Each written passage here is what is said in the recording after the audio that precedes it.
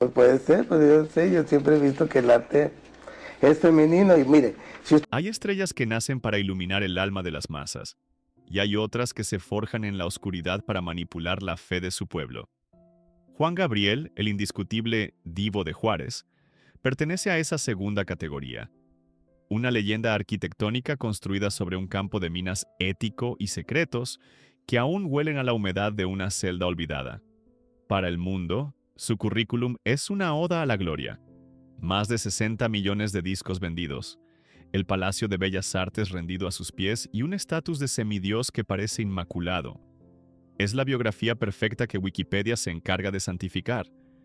Pero existe otro expediente, uno que no aparece en los homenajes televisivos. Es el relato oculto en los archivos sellados de la infame prisión de Lecumberri y en los legajos de fraude fiscal que lo acosaron hasta su último aliento en California. Detrás del brillo cegador de sus lentejuelas se esconde la mirada de un hombre que conoció el infierno durante 18 meses por cargos de robo y que, en la cúspide de su poder, utilizó su genio para camuflar un laberinto de deudas y sombras. Esta no es una historia de música. Es la autopsia de un mito que prefirió morir huyendo antes que enfrentar su propio pasado. El silencio en la calle 16 de septiembre, en Ciudad Juárez, es absoluto, casi sepulcral. Son las 4:23 de la mañana de un martes de agosto que nunca aparecerá en las efemérides oficiales, pero que en este kitsch band de justicia poética marca el fin de una era. El aire es denso, cargado de la humedad del desierto y del peso de los secretos que las paredes de piedra volcánica de la mansión de Juan Gabriel han jurado proteger. De repente, el estruendo de un motor diésel rompe la calma. No es una limusina regresando de un concierto agotador. Es el sonido metálico de la autoridad. 10 unidades del Servicio de Administración Tributaria, SAIT, escoltadas por elementos de la Policía Federal, bloquean las salidas. Las luces estroboscópicas, azules y rojas, rebotan contra las estatuas de bronce que custodian la entrada, creando una danza macabra de sombras. El divo de Juárez, el hombre que le cantó al amor y a la soledad, está a punto de enfrentar su soledad más absoluta. La de un imperio que se desmorona bajo el peso de 120 millones de pesos en impuestos evadidos y una red de propiedades que operaban como un laberinto de espejos legales. Los agentes no piden permiso. La orden judicial es un mazo que derriba la puerta principal, o esa madera fina que separaba la adoración de los fans de la cruda realidad de un operador financiero de alto riesgo. El eco de las botas tácticas sobre el mármol italiano resuena como disparos. En el piso superior, en la habitación principal, donde las sábanas de seda de 1000 hilos intentan inútilmente otorgar un sueño tranquilo, el ídolo se despierta. No hay aplausos, no hay orquesta, solo el chirrido de la realidad golpeando su puerta. Miren bien esta imagen. Alberto Aguilera Valadez, despojado de su peluquín, de su maquillaje de escenario, de sus capas doradas que pesan más que su propia historia. Aquí no está el semidios de Bellas Artes. Aquí hay un hombre de 66 años, con el rostro hinchado por el cansancio y la presión arterial al límite, vistiendo una bata de baño blanca que parece un sudario. Sus manos, las mismas que escribieron Amor Eterno, tiemblan mientras busca sus anteojos en la mesa de noche, donde reposan 3 teléfonos celulares cifrados y una lista de contactos que hoy, milagrosamente, no responderán sus llamadas. Tienen una orden de aprehensión por defraudación fiscal equiparada y operaciones con recursos de procedencia ilícita, sentencia el oficial al mando. El lenguaje es frío, desprovisto de la melodía que Juan Gabriel solía inyectar a sus palabras. La mansión, ese monumento a la opulencia que el pueblo mexicano financió con cada boleto pagado, comienza a ser desmantelada pieza por pieza. Los peritos forenses digitales conectan cables a los servidores ocultos tras una pared falsa en el estudio de grabación. Allí no solo hay canciones inéditas, hay registros de transferencias a paraísos fiscales y nombres de testaferros que incluyen a familiares cercanos y contratos de presentaciones en el extranjero que nunca fueron declarados. Es el Palacio Negro, versión 2.0. El pasado de Lecumberri no era un recuerdo, Era una profecía que él mismo se encargó de cumplir. Afuera, la prensa comienza a llegar. El destello de los flashes de los paparazzi se confunde con las luces de la policía. Es un círculo vicioso de luz y sombra. Hace décadas, esos mismos flashes lo iluminaban en la alfombra roja. Hoy buscan captar la humillación del mito. Un agente saca del armario una de sus chaquetas de cristales Swarovski, valorada en $15,000, y la arroja descuidadamente sobre una caja de evidencia. Es la metáfora perfecta. El lujo siendo tratado como basura por la ley. El camino hacia la camioneta blindada es un vía crucis de 50 metros. O el divo camina con la cabeza baja. El Kong So 8, las esposas, se cierra sobre sus muñecas. El metal frío contra la piel es el primer contacto con la realidad que ha tenido en años. Durante décadas, su ego fue alimentado por una corte de aduladores que le decían que él era México, que él era intocable, que su talento era un salvoconducto para cualquier pecado. Pero hoy, el Estado no tiene oído para la música, solo tiene ojos para las cifras rojas. ¿Saben quién soy yo?, intenta balbucear mientras lo escoltan. Pero la pregunta suena vacía. El guardia que lo sostiene del brazo no es un fan. Es un hombre que gana el salario mínimo y que ha pagado sus impuestos religiosamente cada mes, a diferencia del hombre que tiene frente a él. La mirada del oficial es de indiferencia absoluta. Para el sistema, Nay Juan Gabriel ha dejado de ser una leyenda para convertirse en el recluso número 3942. Mientras la camioneta se aleja, dejando atrás la mansión maldita de Ciudad Juárez, la cámara enfoca un objeto que ha quedado tirado en el suelo. Una pequeña fotografía de su madre, Victoria Valadez, la mujer por la que él juró que nunca volvería a ser pobre, que nunca volvería a ser humillado. El destino tiene un sentido del humor retorcido. Para evitar la humillación de la pobreza, Alberto Aguilera Valadez construyó una mansión de engaños que terminó convirtiéndose en su propia celda de lujo. Este es el día del juicio final, no el que prometen las religiones, sino el que dicta el Código Penal. El hombre que no tenía dinero para dar, como decía su canción, resultó tener demasiado. Sí, y todo estaba manchado de la misma ambición que intentaba ocultar con su sonrisa de niño eterno. Del Metropolitan Opera House a una celda de detención federal en menos de una hora. El telón no se ha cerrado. Ha caído con la violencia de una guillotina. ¿Cómo es posible que un hombre marcado por el estigma imborrable del Palacio Negro de Lecumberri lograra transmutarse casi por arte de magia negra mediática en la mayor divinidad de la música mexicana? Como un ex convicto, un paria sin apellido y sin un centavo en los bolsillos, terminó sentado como invitado de honor en la mesa de los mismos presidentes que años antes habrían firmado su sentencia de olvido. Esta no es la típica y empalagosa historia de superación personal que te han vendido en los documentales biográficos de la televisión abierta. Aquí no hay milagros de fe. Entonces lo que hay es una arquitectura del silencio perfectamente diseñada. Un muro de Berlín construido con billetes y favores políticos para que nadie pudiera ver lo que Alberto Aguilera Valadez ocultaba tras la máscara de Juan Gabriel. Entremos en las oficinas alfombradas de la Secretaría de Gobernación de los años 70. El aire está saturado de humo de cigarro y el olor rancio del poder absoluto. Imaginen la escena. Un expediente amarillento con el sello de Lecumberri sobre un escritorio de caoba. En su interior, las huellas dactilares de un joven acusado de robo, un registro que debería haber sido el fin de cualquier aspiración pública. Sin embargo, una mano anónima, pero con un anillo de oro que denota un cargo de alto nivel, cierra ese expediente y lo desliza en una trituradora de la historia. Ese es el momento exacto en que nació el Divo. No fue en un escenario, fue en un despacho. El encubrimiento no fue un accidente, fue una operación de limpieza profunda. Para que el sistema político mexicano de la época tuviera un símbolo de identidad nacional, necesitaba que ese símbolo fuera inmaculado. No podían permitir que el hijo predilecto fuera un hombre que conoció la depravación de las crujías más peligrosas de México. Así, se activó la red de protección.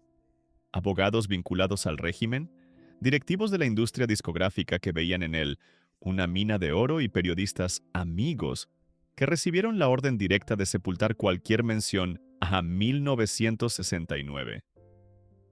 La mansión maldita que Juan Gabriel construiría después no era solo de ladrillos, o era una fortaleza de secretos donde cada ladrillo representaba un favor cobrado o un testigo silenciado.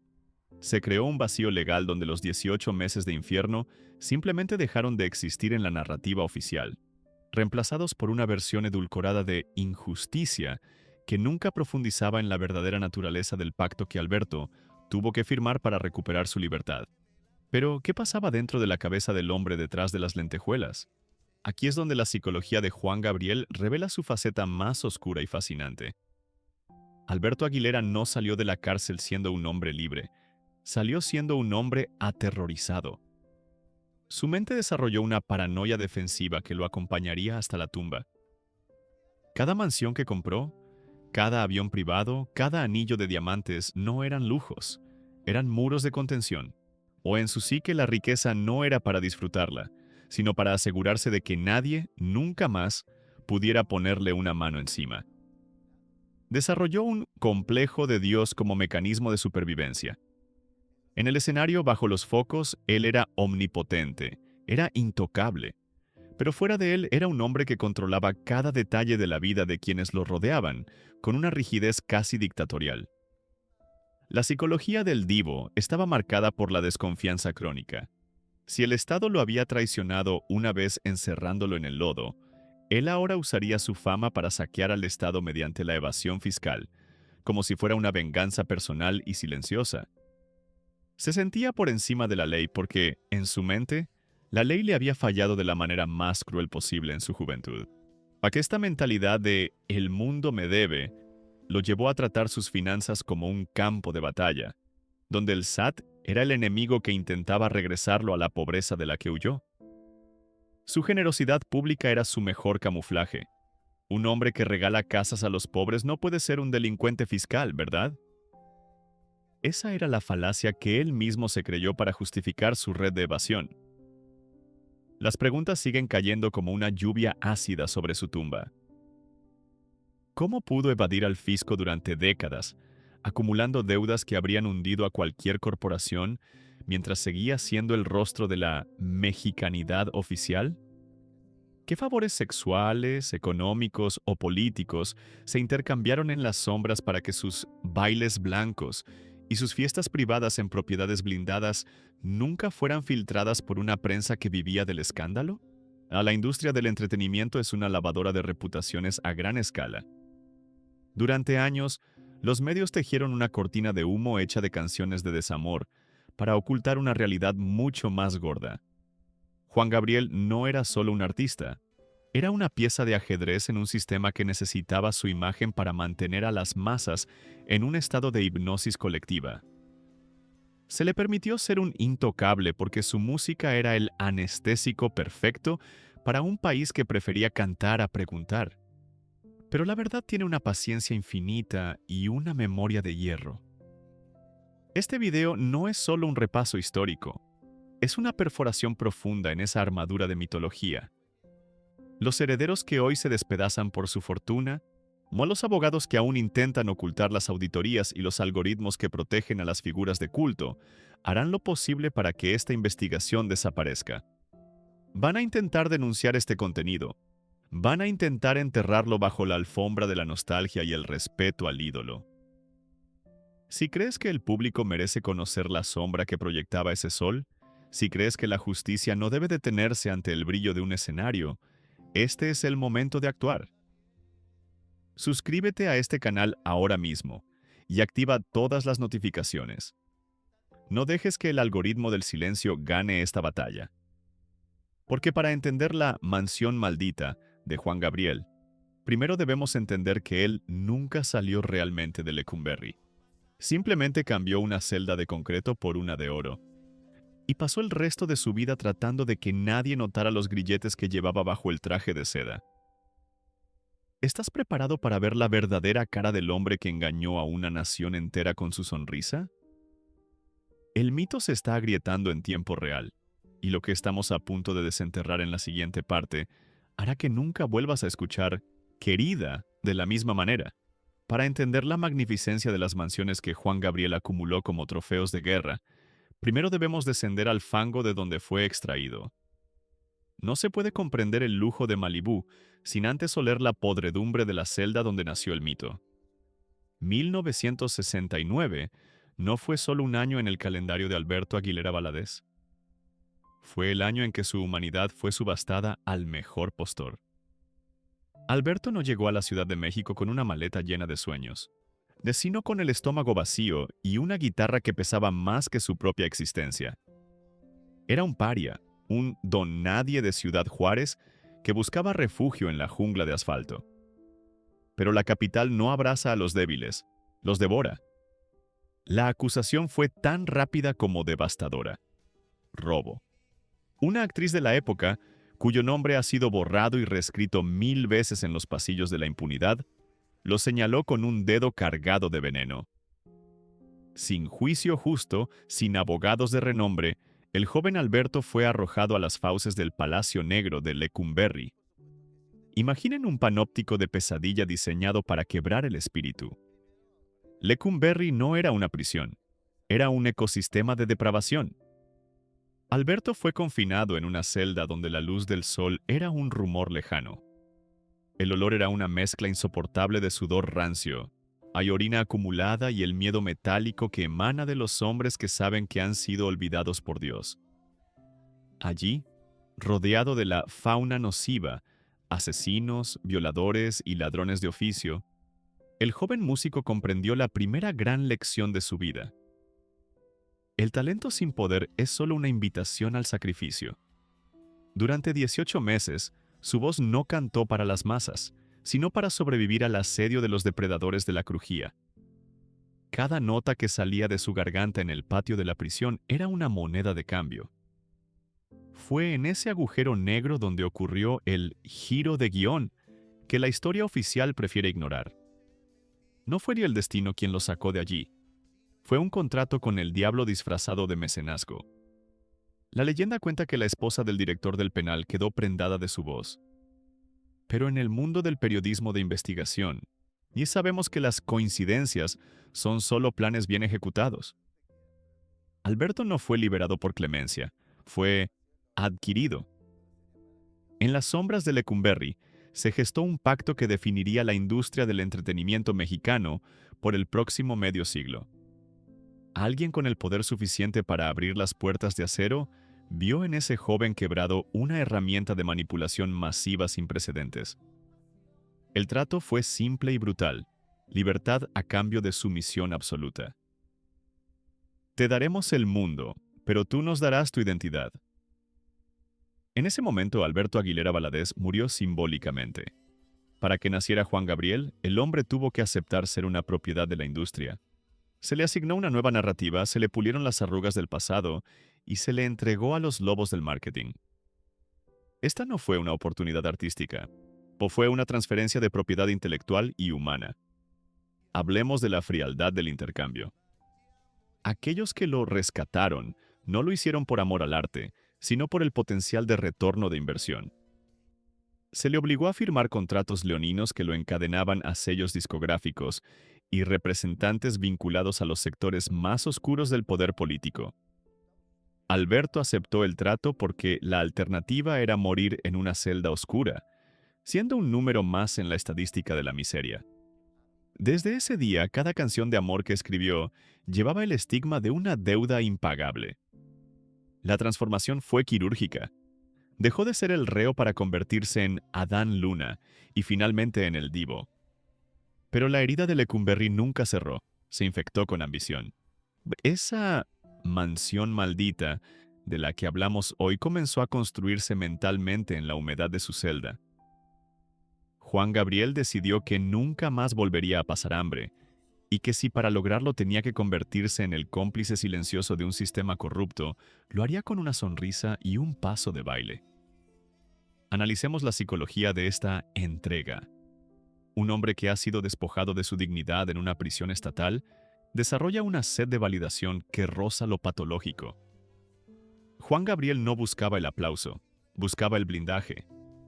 Su ascenso meteórico no fue solo fruto de su genio melódico, sino de una maquinaria que necesitaba un ídolo que distrajera a la nación mientras el país se desmoronaba. Él aceptó ser el bufón de oro, el bardo de la aristocracia política, a cambio de que su expediente criminal fuera enterrado bajo 7 llaves. Este origen manchado de sangre y traición es el cimiento de toda su opulencia posterior.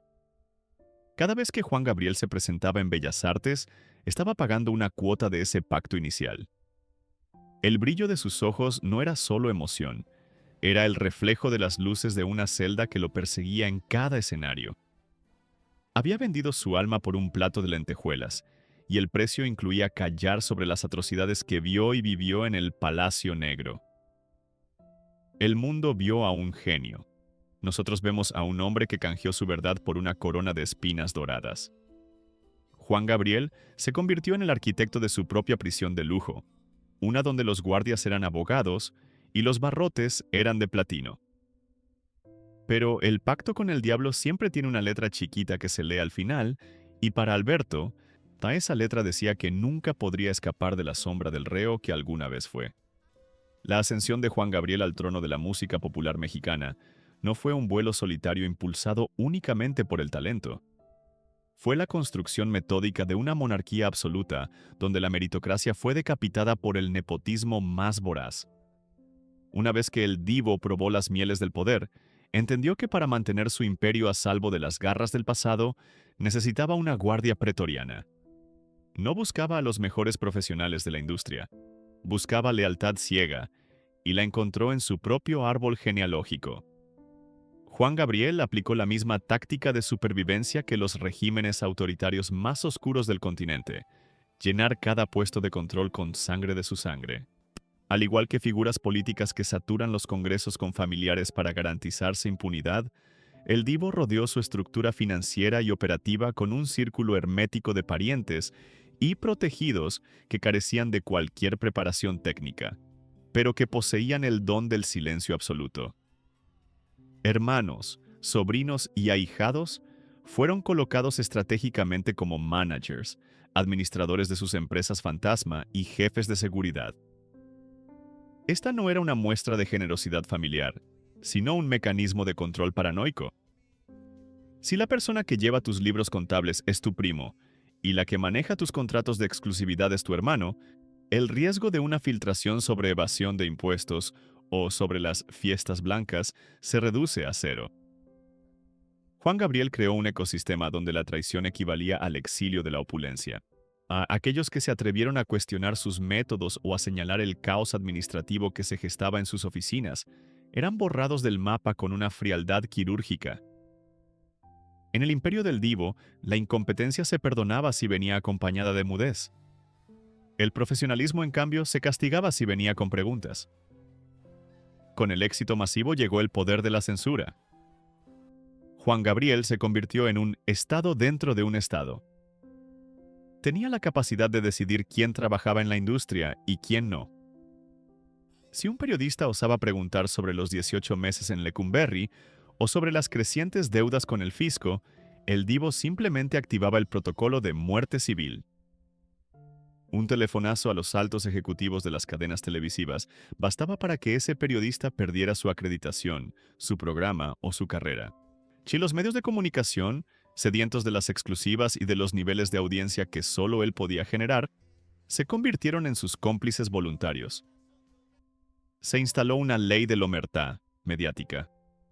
Se le permitía ser caprichoso, autoritario e incluso violento con sus empleados tras bambalinas, siempre y cuando frente a la cámara siguiera proyectando esa imagen de alma sufrida y sanadora.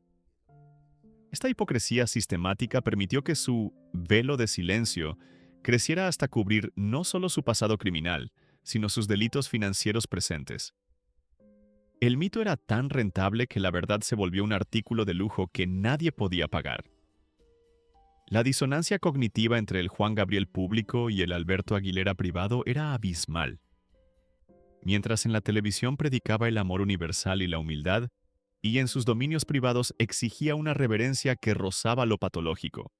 Existe una anécdota grabada en la memoria de los pocos que lograron salir de su círculo íntimo, donde tras una entrevista sobre su difícil infancia, el cantante se volvió hacia su equipo y con una mirada gélida que habría congelado el infierno, sentenció: "A mí no me pregunten por reglas ni leyes. Yo no soy un hombre que sigue normas.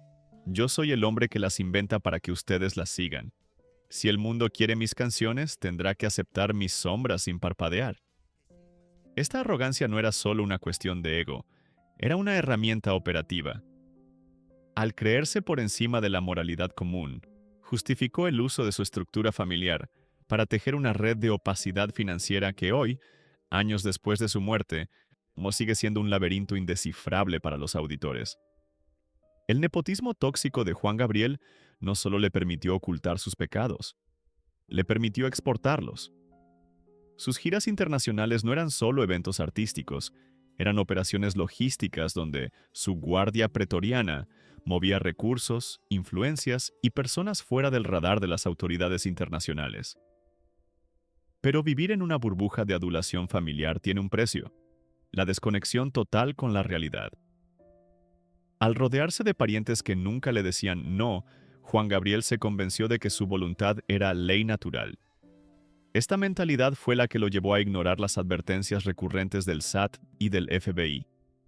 En su mente, él era demasiado grande para ser procesado, demasiado amado para ser encarcelado de nuevo. El círculo de silencio que él mismo construyó terminó convirtiéndose en su propia tumba financiera. Mientras sus familiares disfrutaban de la vida en las mansiones que hoy son objeto de disputas legales sangrientas, la estructura de su imperio se pudría por dentro. La mansión maldita no solo estaba habitada por fantasmas del pasado, sino por parásitos del presente que, en nombre de la lealtad de sangre, permitieron que el mayor ídolo de México muriera rodeado de deudas, demandas y una soledad que ninguna lentejuela podía ocultar. La pregunta que el sistema nunca quiso responder es: ¿cuántas víctimas de este nepotismo quedaron en el camino? ¿Cuántos talentos fueron aplastados y cuántas verdades fueron incineradas para que el divo pudiera mantener su corona inmaculada? El ascenso fue glorioso, pero los cimientos eran de barro podrido, y sostenidos por manos familiares que hoy solo se mueven para reclamar lo que queda del botín. Bienvenidos al epicentro de la mentira.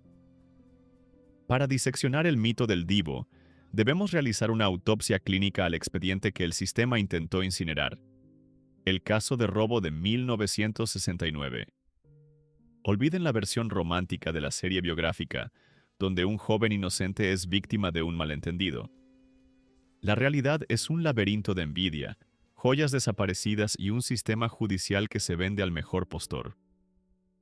Bajemos al sótano de la historia, donde los documentos no cantan, pero gritan verdades incómodas. La cronología del desastre comienza en una Ciudad de México que rugía bajo el autoritarismo. Es mediados de 1969. Alberto Aguilera Valadez, un joven que se hacía llamar Adán Luna, merodeaba los círculos de la farándula como un satélite hambriento de luz. No era un invitado, era un infiltrado. El escenario del crimen, una fiesta privada en la residencia de una figura prominente de la época. Entre el humo de cigarrillos finos y el tintineo de copas de cristal, ocurrió el desliz. Según los testimonios que sobrevivieron al borrado masivo, Alberto fue acusado de sustraer joyas y objetos de valor. No fue una confusión, fue una acusación directa y visceral. La denunciante oficial, protegida durante décadas por el anonimato mediático pero señalada por la historia como la actriz Claudia Islas, no dudó. Para ella, ese joven de mirada esquiva y modales suaves no era un genio en potencia, sino un oportunista con las manos largas. La policía no necesitó pruebas forenses. En el México de los 60, la palabra de una estrella valía más que la vida de un vagabundo con talento. Agosto de 1969. Alberto es detenido sin orden judicial clara. Se le incomunica. La maquinaria del miedo empieza a triturar su identidad. Es procesado no como artista, sino como un delincuente común. un ratero de poca monta que cometió el error de robar a quien tenía poder. Septiembre de 1969. Ingreso oficial al Palacio Negro de Lecumberri. Se le asigna un número de expediente que hoy es una reliquia maldita. Comienza su estancia en la crujía H, una de las más violentas, donde el hacinamiento y la ley del más fuerte son la única religión. 1970. Mientras el mundo celebra el Mundial de Fútbol en México, Alberto vive su propio calvario. No hay registros de visitas familiares. Es el año del olvido absoluto. Es aquí donde, según analistas forenses de su biografía, Guay Alberto desarrolla un trastorno de despersonalización. Para no volverse loco, empieza a escribir canciones para otro. Juan Gabriel nace como un mecanismo de defensa ante el trauma de la violación y la tortura psicológica que imperaba en Lecumberri. Febrero de 1971. Una liberación tan opaca como su arresto. No hubo una sentencia de inocencia. No hubo una disculpa pública. Hubo un desvanecimiento de pruebas. Un término legal elegante para decir que alguien movió los hilos adecuados. La intervención de Enriqueta Jiménez, la Prieta Linda, fue el rostro público del rescate, pero las auditorías históricas sugieren que el precio de su libertad fue un contrato de exclusividad que lo encadenaría a la industria para siempre. La pregunta que la prensa rosa nunca se atrevió a profundizar: ¿realmente robó Alberto? Y si analizamos el perfil psicológico de un joven que ha vivido en la carencia extrema, el acto de robar no es solo una necesidad, es un acto de rebelión silenciosa contra el sistema que lo desprecia. Alberto veía el lujo como una bofetada a su pobreza. Tomar esas joyas podría haber sido su manera de cobrarse la humillación de ser el sirviente de la élite. Sin embargo, hay una teoría más oscura. El arresto fue un correctivo social. Alberto, un joven con una sexualidad que desafiaba los cánones machistas de la época, era un blanco fácil. En 1969, ser diferente era un crimen no escrito. La acusación de robo fue la excusa perfecta para sacarlo de circulación y disciplinarlo en las crujías de Lecumberri. El expediente 1969 no era sobre joyas, era sobre control. Se trataba de recordarle a ese joven ambicioso que, por muy bien que cantara, seguía siendo propiedad del Estado. Intenten hoy buscar el expediente completo de Alberto Aguilera en el Archivo General de la Nación. Se encontrarán con un muro de burocracia y folios convenientemente extraviados o dañados por la humedad. La evidencia física de su paso por la cárcel ha sido purgada con una eficiencia casi militar. Solo quedan fragmentos: una ficha técnica, una firma temblorosa, una fotografía de frente y de perfil donde los ojos de Alberto no reflejan la luz de las estrellas, sino el vacío de un hombre que ha visto el fin del mundo. Juan Gabriel pasó el resto de su vida comprando su propia historia. Cada vez que adquiría una propiedad, cada vez que pagaba millones en acuerdos extrajudiciales para silenciar a antiguos conocidos de esa época, aún estaba intentando recuperar las páginas de ese expediente. La mansión maldita de Ciudad Juárez se convirtió en un búnker donde almacenaba grabaciones y documentos originales de sus inicios, no por nostalgia, sino por seguridad operativa. Sabía que si esos papeles salían a la luz con todo el rigor de la verdad, el mito del divo se desintegraría en una hemorragia de desprestigio. Showbiz es un lugar donde las lágrimas se secan, apenas se enciende la cámara, pero la sangre de Lecumberri nunca se secó en el alma de Alberto. Él nunca fue libre. Cambió las paredes de piedra de la cárcel por las paredes de cristal de sus mansiones, pero el cargo de robo quedó grabado a fuego en su subconsciente. Se convirtió en un cleptómano del éxito, robándole al público su devoción para llenar el agujero negro que le dejó la injusticia de 1969. Esta es la evidencia que el sistema no puede borrar. El éxito de Juan Gabriel es la cicatriz más grande de la injusticia mexicana. Un hombre que tuvo que convertirse en un dios para que nadie lo volviera a llamar ladrón. Juan Gabriel no era solo un artista, era una corporación multinacional de sombras. Para el ojo inexperto, sus giras eran celebraciones de la cultura mexicana. Para el analista financiero forense, eran complejas operaciones de ingeniería de divisas. Detrás de la cortina de terciopelo rojo, Alberto Aguilera Valadez operaba como un CEO del submundo, utilizando su genialidad no solo para componer melodías, sino para diseñar un laberinto de evasión y mediación que desafía cualquier lógica contable. Bienvenidos a la disección de El Sistema y la red donde el arte se convierte en el camuflaje perfecto para el flujo de capitales oscuros. ¿Cómo se mueve una fortuna sin dejar rastro en la era de la vigilancia bancaria? La respuesta del Divo fue magistral: el flujo de efectivo de los conciertos masivos. Cada presentación en un palenque, cada auditorio abarrotado en el extranjero, generaba millones en moneda líquida. Juan Gabriel prefería el trato directo, el cash. Sus giras por Estados Unidos y Latinoamérica no solo servían para alimentar su ego, sino como ductos para mover capitales fuera del radar del Servicio de Administración Tributaria, SAT. Investigaciones internas sugieren que una parte significativa de los ingresos por venta de boletos y mercadotecnia nunca entraba a las cuentas oficiales de sus empresas declaradas. Onelay. El Divo operaba con una estructura de doble contabilidad, digna de un cartel. Mientras que para el fisco presentaba pérdidas o ganancias marginales debido a gastos operativos exorbitantes, en sus mansiones de Ciudad Juárez y Cancún se acumulaban registros de ingresos paralelos. Las giras mundiales funcionaban como el mecanismo perfecto para la repatriación de capitales. El dinero sucio o no declarado se mezclaba con los ingresos legítimos del show, saliendo de una frontera como costos de producción y entrando a otra como inversión privada. Pero el sistema iba más allá de los impuestos. Juan Gabriel se convirtió en el gran mediador entre la élite política y el bajo mundo.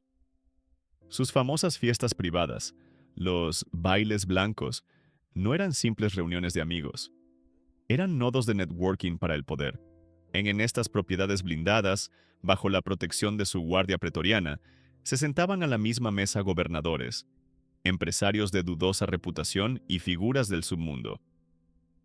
El Divo no solo proveía la música, proveía el entorno seguro. Se alega que su estructura de hospitalidad incluía servicios de acompañamiento de alto nivel y logística para encuentros que no podían ocurrir en lugares públicos. Juan Gabriel utilizaba su estatus de ídolo intocable para actuar como un puerto seguro. Nadie sospechaba de una fiesta en casa de Juan Gabriel, pero en esos jardines se negociaron concesiones, se sellaron pactos de impunidad y se intercambiaron favores que alteraron el rumbo político de regiones enteras. Él no era solo el bardo, era el notario silencioso de la corrupción mexicana. Y hablemos de la cara bondadosa del sistema. La escuela de música SEMJASE. Para el público era su obra maestra de caridad. Para las autoridades hacendarias era un signo de interrogación gigante. El uso de fundaciones y centros educativos es el truco más antiguo en el libro de la evasión fiscal. Al canalizar fondos a través de una entidad sin fines de lucro, Juan Gabriel lograba deducciones millonarias mientras mantenía el control total sobre los activos. Bajo la fachada de ayudar a niños desamparados, se ocultaba una estructura de triangulación de fondos. Propiedades registradas a nombre de la fundación que servían para uso personal, donaciones de empresas socias que volvían a sus cuentas como gastos de asesoría y un esquema de salarios inflados para su círculo íntimo de familiares. La caridad era el lubricante que permitía que el sistema siguiera girando sin chirriar. Cada vez que el SAT intentaba cerrar el cerco, el Divo utilizaba el escudo humano de SEMJASE. ¿Cómo van a atacar al hombre que educa a los huérfanos? Era un chantaje moral de proporciones épicas. La complejidad de sus finanzas era tal que, tras su muerte, los abogados se encontraron con un cementerio de empresas fantasma. Desde sociedades limitadas en Delaware hasta cuentas en paraísos fiscales del Caribe. Juan Gabriel no poseía nada a su nombre personal, pero lo controlaba todo. Sus mansiones, sus aviones y sus colecciones de arte estaban fragmentados en una red de tenedoras que hacían imposible rastrear el origen lícito del dinero. En este sistema de capas de cebolla financiera fue lo que le permitió sobrevivir a las múltiples demandas por incumplimiento de contrato y deudas laborales. Cuando un empleado despedido intentaba embargar, se encontraba con que la cuenta bancaria pertenecía a una empresa en las Islas Caimán, que, a su vez, era propiedad de otra en Nevada. Juan Gabriel había aprendido en Lecumberri que el Estado es un depredador, y él se convirtió en un camaleón financiero que nadie podía atrapar. El sistema no era una anomalía, era el núcleo del poder de Juan Gabriel. Su música era el producto, pero su red de operaciones era el verdadero negocio. El Divo de Juárez murió siendo un fugitivo de la transparencia, dejando tras de sí una estela de auditorías imposibles de completar y un mensaje cínico para el mundo. En el espectáculo de la vida, si la mejor actuación es la que oculta el origen del botín. Bienvenidos al Teatro de la Crueldad, donde el decorado está hecho de oro y las lágrimas de los olvidados sirven para pulir el suelo. Para entender la magnitud del pecado social de Juan Gabriel, debemos colocar en una balanza la obscena opulencia de sus años de gloria frente al rastro de vidas rotas que dejó a su paso. Mientras México coreaba sus himnos de amor, en las sombras de sus mansiones se gestaba un drama de negligencia y frialdad humana que ningún Grammy podría compensar. Esta es la crónica de dos mundos que nunca debieron tocarse: el del semidios que lo tenía todo y el de las víctimas que no tenían nada. La lista de propiedades de Juan Gabriel no era una cartera inmobiliaria, era un catálogo de megalomanía. Y desde su icónica residencia en Ciudad Juárez, esa mansión maldita, que hoy se cae a pedazos entre pleitos legales, hasta sus refugios de ultralujo en Cancún, San Miguel de Allende y su propiedad de estilo mediterráneo en Santa Fe, Nuevo México. Alberto Aguilera. Valadez no compraba casas, compraba reinos. En una de sus propiedades en Malibú, los techos estaban decorados con frescos que habrían hecho envidiar a la aristocracia europea, y los garajes albergaban una colección de vehículos que rara vez se encendían, pero que servían como monumentos a su victoria sobre la pobreza. Hablemos del jet privado Noa Noa, una oficina voladora de millones de dólares, donde el divo se desplazaba para evitar el contacto con la realidad del suelo. Dentro de ese fuselaje, el champán fluía mientras él decidía con un movimiento de dedo el destino financiero de sus giras. Se estima que su colección de trajes con cristales Swarovski superaba las 3,000 piezas, cada una con un valor promedio de $5,000 a $15,000. Mientras él brillaba bajo los focos con el equivalente al salario anual de un obrero sobre sus hombros, a pocos kilómetros del escenario, la realidad era otra. Crucemos la línea hacia la oscuridad. Mientras Juan Gabriel elegía el mármol para su 14ª mansión, una legión de músicos, coristas y empleados domésticos se hundía en la desesperación. El sistema operativo de Alberto era el del descarte. Muchos de sus colaboradores más cercanos, aquellos que lo acompañaron durante décadas y que fueron los verdaderos artífices de su sonido característico, y terminaron sus días en la miseria o sumidos en batallas legales interminables para cobrar una liquidación justa. Hablemos de los músicos que fueron despedidos sin previo aviso después de 20 años de servicio fiel, bajo la excusa de reestructuración, solo para descubrir que no había fondos para su jubilación, porque el divo operaba mediante empresas fantasma que desaparecían de la noche a la mañana. Imaginen la escena: una de sus coristas históricas, lidiando con una depresión clínica y deudas médicas, viendo por televisión cómo su jefe donaba una cifra simbólica a una causa mediática para limpiar su imagen, mientras a ella le negaba los honorarios de la última gira. En el imperio de Juan Gabriel, la lealtad era una calle de sentido único. Relata un ex asistente que hoy vive en el anonimato por miedo a las represalias de los herederos. La disonancia es insoportable. En un lado de la pantalla vemos al divo en su suite de lujo en California, rodeado de obras de arte y antigüedades, gastando $20,000 en una sola tarde de compras banales. En el otro lado, vemos a las víctimas de su caos administrativo. Familias de empleados fallecidos en cumplimiento de su deber que nunca recibieron el seguro de vida prometido. o trabajadores de mantenimiento de sus fincas en México, que fueron desalojados de sus pequeñas viviendas cuando el divo decidió que ese terreno afeaba la vista de su nueva piscina. Es la paradoja del ídolo, el hombre que escribía canciones sobre el dolor de la madre y la pérdida del ser amado, era el mismo que ejecutaba órdenes de desalojo sin parpadear. Juan Gabriel utilizaba su pasado en Lecumberri no para empatizar con el sufrimiento, sino para justificar su derecho a ser un opresor. En su mente, haber sufrido en la juventud le otorgaba una licencia para herir en la madurez. Mientras él se refugiaba en su burbuja de privilegios, protegida por un ejército de abogados de $500 la hora, sus antiguos amigos de la infancia en Juárez morían en la pobreza, ignorados por el hombre que alguna vez prometió que, si él subía, todos subirían. Incluso después de su muerte, el contraste persiste. Sus mansiones hoy son campos de batalla donde sus hijos y herederos se despedazan por cada gramo de oro, mientras las deudas fiscales que él dejó, fruto de su negativa sistemática a contribuir al país que lo hizo rico, siguen siendo una carga para el erario público. El divo se llevó la música, pero nos dejó la factura. Esta es la verdadera mansión maldita. No es solo un edificio, es el monumento a la hipocresía de un sistema que permite que un artista sea ungido como santo, mientras camina sobre las espaldas de aquellos que lo ayudaron a llegar a la cima. Juan Gabriel eligió el oro sobre la gente, la propiedad sobre el prójimo, y mientras México sigue cantando sus canciones en las fiestas, las víctimas de su ego siguen esperando una disculpa que nunca llegará, porque los dioses de lentejuelas no piden perdón. Simplemente se apagan, dejando a los demás en la oscuridad. El ciclo del destino no es una línea, es un nudo corredizo que se aprieta con el tiempo. Para Juan Gabriel, el asedio final no comenzó con una enfermedad, sino con el sonido sordo de carpetas de investigación golpeando los escritorios del Servicio de Administración Tributaria, SAT, y el FBI. Después de 47 años construyendo una muralla de impunidad, el sistema que una vez lo protegió decidió que el divo era más valioso como trofeo de caza que como símbolo nacional.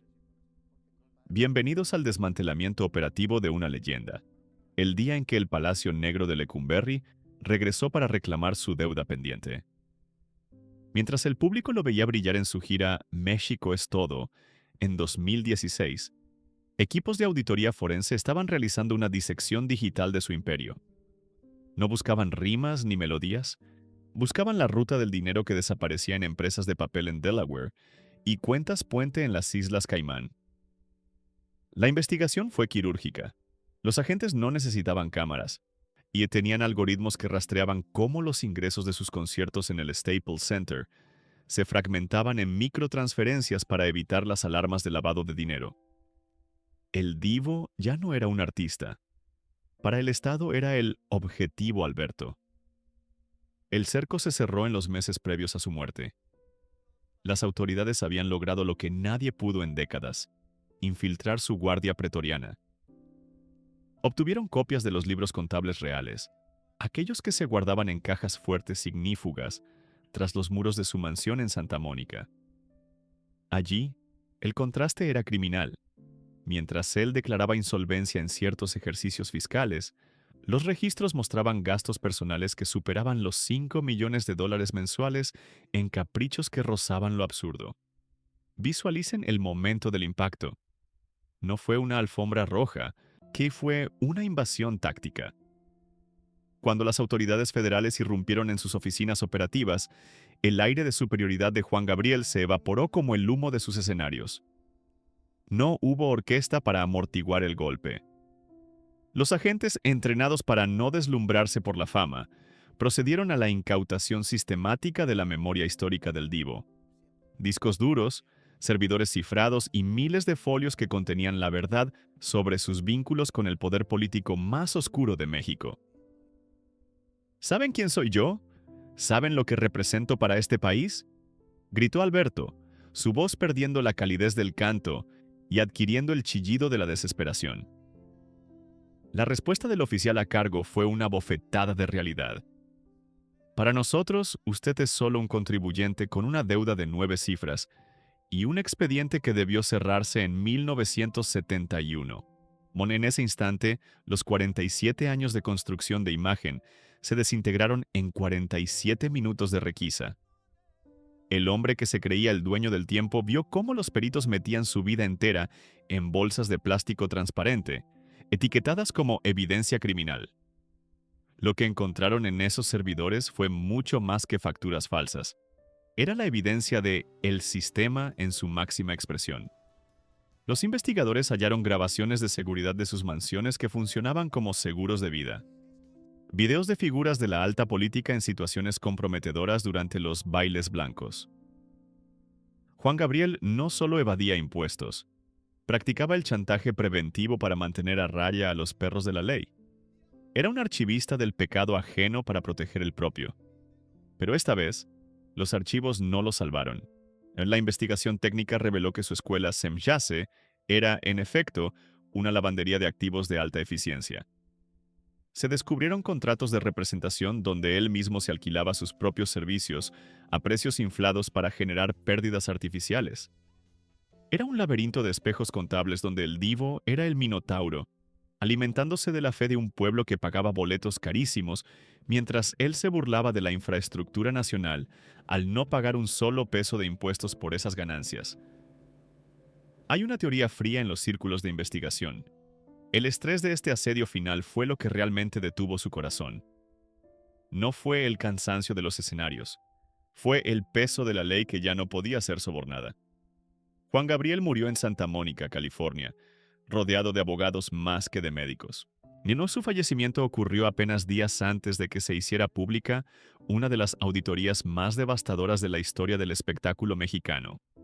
Una que habría terminado inevitablemente con una orden de extradición. El hombre que huyó de Lecumberri en su juventud pasó sus últimos días huyendo de una celda mucho más moderna, pero igual de fría. La mansión de Santa Mónica no era un refugio, era una prisión dorada bajo vigilancia constante. Su muerte fue su último acto de escapismo, la única forma de evitar que la foto de su mugshot, foto de detenido, actual, reemplazara a la de 1969 en la memoria colectiva. 47 años de éxito, 1,800 canciones y una fortuna incalculable, todo reducido a un expediente federal marcado con la palabra cerrado por fallecimiento del imputado. El mito se salvó por un suspiro, pero la verdad quedó grabada en los discos duros incautados. El divo no fue derrotado por la edad, fue desmantelado por su propia ambición, dejando tras de sí un imperio en llamas y una pregunta que flota en el aire viciado de sus propiedades abandonadas. ¿Cuánto de lo que amamos de él era real y cuánto era solo el camuflaje de un operador que nunca dejó de ser un prófugo? La caída no fue estrepitosa, fue una implosión silenciosa bajo el peso de la evidencia. El telón cayó, pero esta vez, las luces de la policía iluminaron lo que las lentejuelas siempre quisieron ocultar. El telón finalmente ha caído, pero no hay ovaciones, solo el silencio gélido de una verdad que ya no puede ser silenciada. Observen bien la imagen que el sistema intentó borrar. A la izquierda, el ídolo en Bellas Artes, envuelto en una capa de hilos de oro. A la derecha, la foto de su registro policial de 1969. Un joven con los ojos rotos por el miedo en el Palacio Negro de Lecumberri. Entre esas dos fotografías se extiende el abismo de una vida dedicada a la construcción de un espejismo. Juan Gabriel no murió como una leyenda. Murió como un prisionero de su propia opulencia. Las mansiones que acumuló desde la mansión maldita de Ciudad Juárez hasta sus búnkeres en California, hoy no son más que monumentos a la paranoia y al caos. Esos muros, que una vez protegieron sus secretos más oscuros y sus redes de evasión, ahora son el campo de batalla de herederos que se devoran entre sí por las migajas de un imperio manchado. La pregunta que queda flotando en el aire viciado de sus propiedades abandonadas es: ¿valió la pena? ¿Valió la pena el precio de la gloria? ¿Valieron la pena los millones, los aviones privados y el aplauso de millones, si el precio fue vivir huyendo de su propia sombra? ¿Valió la pena convertirse en el mismo opresor que lo encarceló en su juventud, traicionando a sus colaboradores y saqueando al país que le dio todo? Juan Gabriel fue el arquitecto de su propia tragedia. Construyó un paraíso de lentejuelas sobre un cimiento de engaños, y al final, la gravedad de la realidad terminó por desplomar la estructura. Alberto Aguilera Valadez nunca salió realmente de aquella celda de 1969. Simplemente la hizo más grande, más lujosa y más solitaria. Esta es la advertencia para una industria que sigue fabricando dioses de barro. El brillo de los focos nunca podrá ocultar la podredumbre de un alma que se vende por impunidad. El mito de Juan Gabriel se ha desintegrado ante nuestros ojos, dejando al descubierto al hombre que prefirió ser un divo millonario antes que un hombre honesto. La función ha terminado. Las luces de la sala se han encendido y el escenario está vacío. La música de Juan Gabriel seguirá sonando en las radios, pero ahora cada nota llevará el eco de las víctimas que pisoteó y de los impuestos que nunca pagó. El divo ha dejado el edificio, pero la deuda sigue vigente. Y esta vez no habrá ningún bis. Misión cumplida. El expediente está finalmente expuesto.